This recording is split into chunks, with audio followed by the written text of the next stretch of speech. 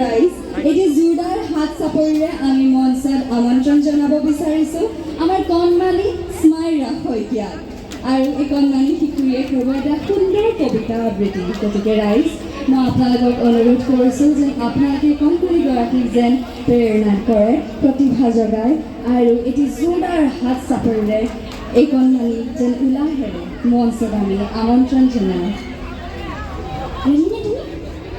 Ready na তুমি? ইমান ready? তুমি আজি কি কৰা? তাতে গাড়ী এখন দিছে এনাউন্স কৰি দিব লাগে। নোৱাৰিম এতিয়া। মুখস্থ আছে? মাইনাৰ ভিডিঅ' কৰি আছো। ভয় লাগিছে নেকি মানুহ দেখি? তোমাৰ নামটো আকৌ এবাৰ কৈ দে। স্মাইৰা শইকীয়া। জোৰছে কৈ দে আৰু জোৰে চবেই শুনি পোৱাকৈ। স্মাইৰা শইকীয়া। স্মাইৰা শইকীয়া। শ্ৰদ্ধেয় ৰাইজ এটি জোৰদাৰ হাত চাপৰিৰে আমি মঞ্চত পুনৰ বাবে আমন্ত্ৰণ জনাইছোঁ আপোনালোকৰ অঞ্চলৰ এগৰাকী কণমানি শিশুৰী স্মাইৰা শইকীয়া। এইটো মাইকত ক'বানে? ক'বা। মই পিছতে এনাউন্স কৰি আছো, মাইনাৰ ভিডিঅ' কৰি আছো, মোৰ মাইনাৰ। নালাগে। কৰি আছো 5 মিনিটৰ ভিডিঅ'। মোৰ নাম স্মাইৰা শইকীয়া। মই আজি এটা কবিতা আবৃত্তি কৰিম। কবিতাৰ শিৰোনাম মাহিদেউৰ পুতলা। আমাৰ ওচৰতে মাহিদেউৰ ঘৰ। মাহিদেউৰ পুতলাটি হ'ল এদিন জ্বৰ, জ্বৰ, জ্বৰ, পানী লগা জ্বৰ।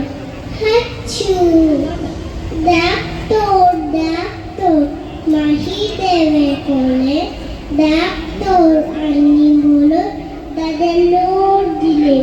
দৌৰ, দৌৰ, দৌৰ, টক, টক, টক, দুৱাৰত ডাক্তৰে কয় টক, টক, টক, পুতলাই ভয় খাই কবি ঠক, ঠক, ভয় নাই, ভয় নাই, ডাক্তৰে ক'লে লাহেকৈ পুতলাক বেজী এটা দিলে। আইঅ' দৰৱ খালে, গাখীৰ খালে, জ্বৰ ভাল হ'ল। হাঁহি হাঁহি পুতলাই খেলিবলৈ গ'ল।